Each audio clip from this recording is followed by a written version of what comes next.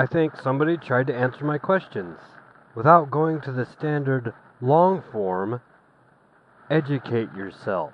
Let's see if we can analyze the response and perhaps come up with follow-up questions. A subscriber of mine sent me to a pair of honest questions for feminists. I figured I'd give them a go, see how I'd answer them. These are just the first two in the series, but I appreciate your attention to them. Let's please try to answer them without attempting to redefine the terms as I've defined them, or in some way insinuating that it's my lack of education that's causing me to ask them. I wouldn't ask them if I weren't seeking education.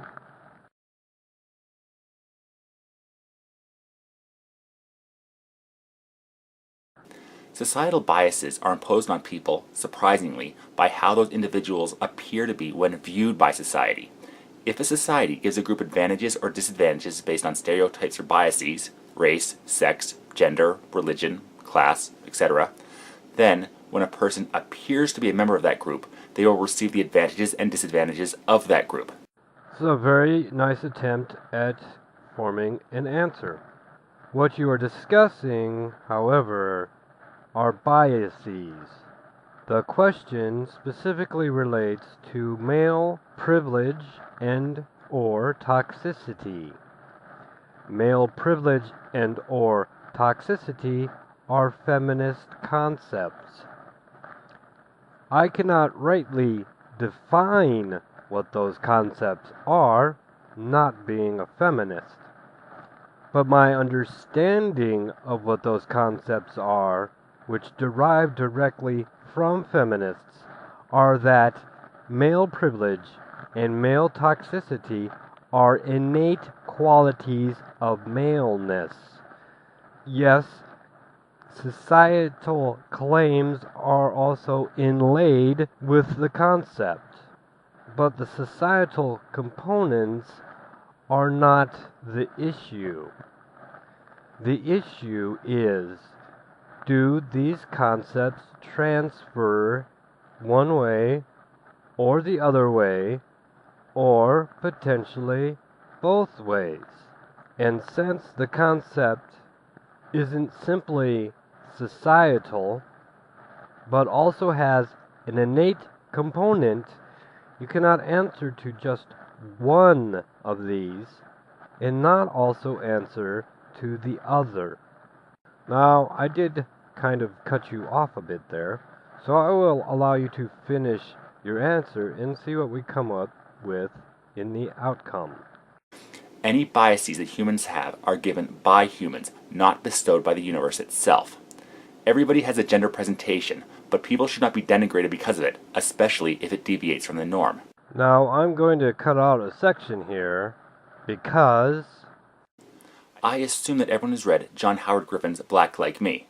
nearly 70-year-old anecdotal accounts of how society worked 70 years ago are irrelevant to how society works today and are irrelevant to a question that has more than a societal component.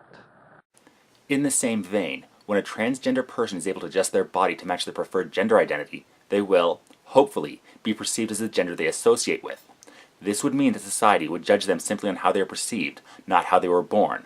When they are seen as one sex, they are treated one way. When they are seen as another, they are treated a different way. All very well and fine, but how does it answer the question about the transferability of privilege slash toxicity and how that is or is not accomplished?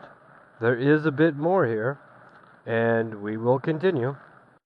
And this is just a guess, but my hunch would be that most people who transition from one sex to another would be less toxic because they have lived life as both sexes and are more understanding of what both experience. I say most, not all, because some people can be jerks no matter what they've gone through. So let's summarize your answer. Male privilege and toxicity are societal considerations that transfer with society's perception.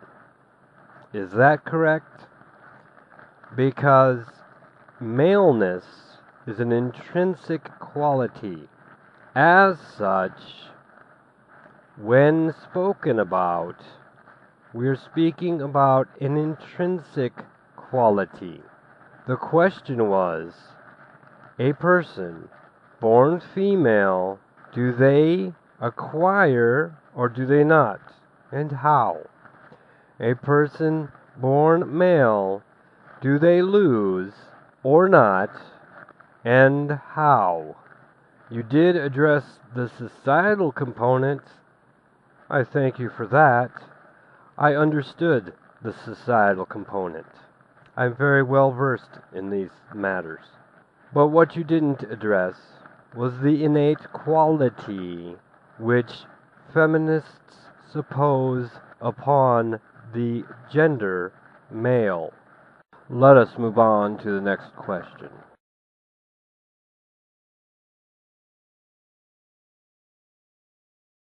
First off, I'm not sure if you're being deliberately dishonest or making an honest mistake. I'll lean towards the latter and give you the benefit of the doubt. So that my audience has a point of reference, he's referring to the preamble of my second question, in which I define what I am trying to ask. In this case, gender, its objective basis in chromosomes. To answer this first question, I'm not being dishonest. In fact, unless you are threatening my life, I am never being dishonest. I am honest to a fault. The preamble to that question was there intentionally. There is an objective basis for gender, the chromosomes that every person possesses. In fact, to avoid this confusion is the very basis on which I put the definition of the terms that I am using in the question before the question. It's a very basic process of allowing others to know exactly what I am saying. This is very similar to people who try to use the second law of thermodynamics to disprove evolution, a simplification of a concept, leading them to a major misunderstanding. Wrong. It is not similar in even the smallest way. 1. Genetics is not in dispute. 2. Definitions for my terms is not only the smart thing to do, it is the logical thing to do, and even the scientific thing to do. I did nothing more than define what exactly I was talking about. The question of someone's gender identity cannot be an objective one because, by definition, a person's gender is how they perceive themselves, making it a subjective view. Wrong on 2 counts. The first is that I never used the term gender identity. The second, gender can be determined objectively. You either possess 2 X chromosomes or an X and a Y chromosome. In the rare case that you do not have one of these 2 combinations, you have been the subject of a genetic defect. Not only is this true in the human population, but throughout the mammalian population and throughout most of the remaining bisexual species. I agree that trying to be objective is better than being subjective when determining things, but sometimes it's just not possible. It would be like trying to objectively state which is better, chocolate cake or apple pie. I'm going to remove your false analogy because it has no bearing. Genetics is not a selection over taste or style or fashion. In the same way, a person's perceptions of themselves, including their gender, is a subjective view. I'm not asking a question about a person's perceptions about themselves. Thus, I defined my terms very specifically. There is an objective determinant that is referenceable. Please answer that question, not the question you would prefer to answer.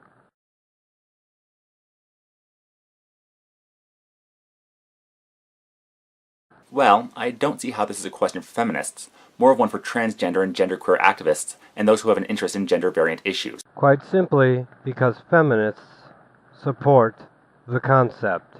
And if you support a concept, you should be able to answer for the concept.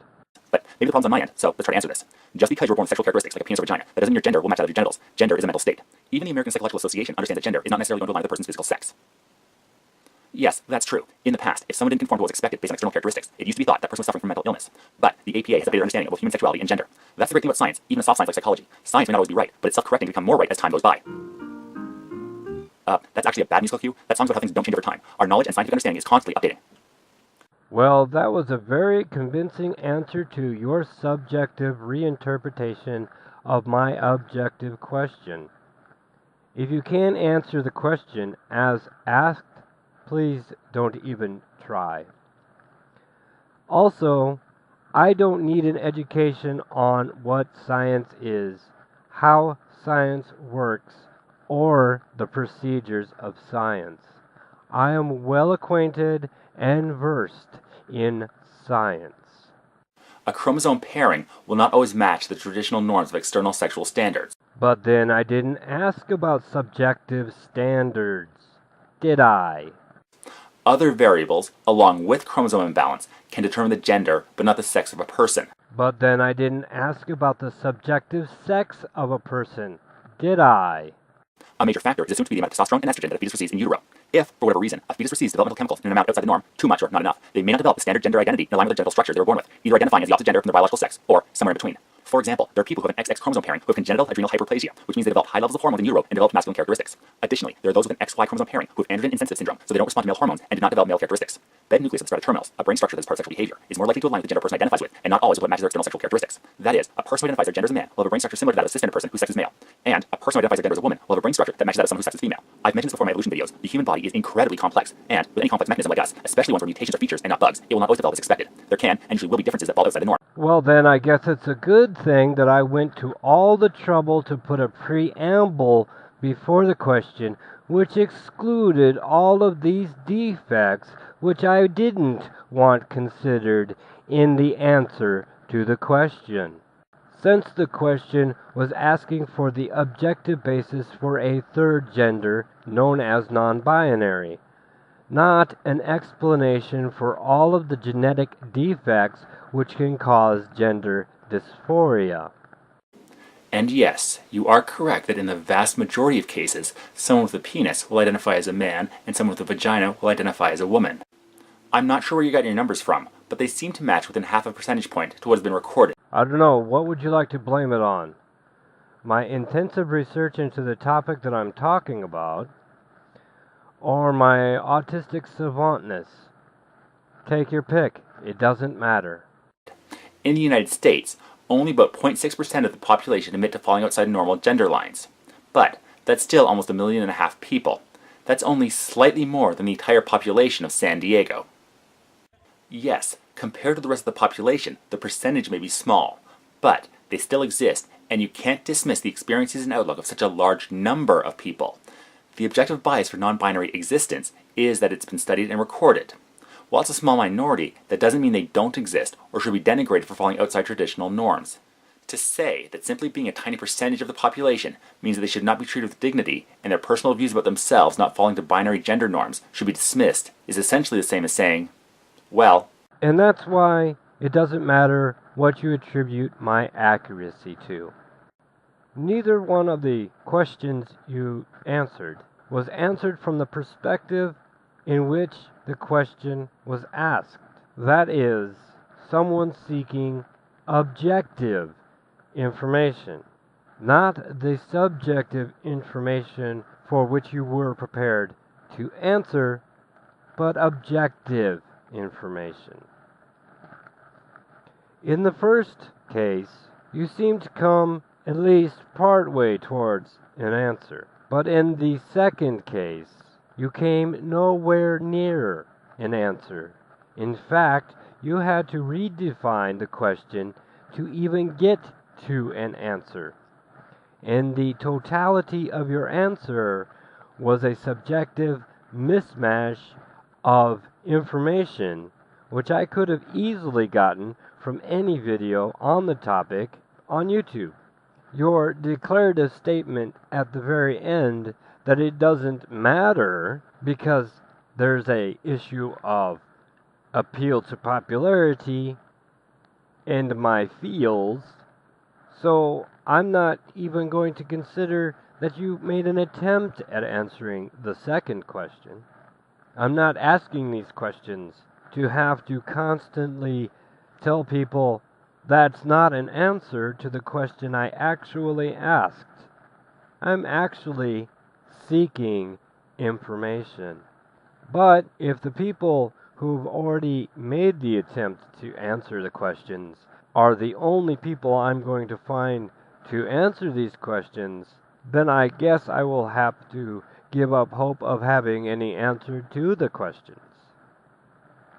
I thank you for making the attempt, at least. You are certainly welcome to try again, but would you please actually listen to the question that's actually being asked? And then answer with the actual answers? Ground control to Major Tom. Ground control to Major Tom.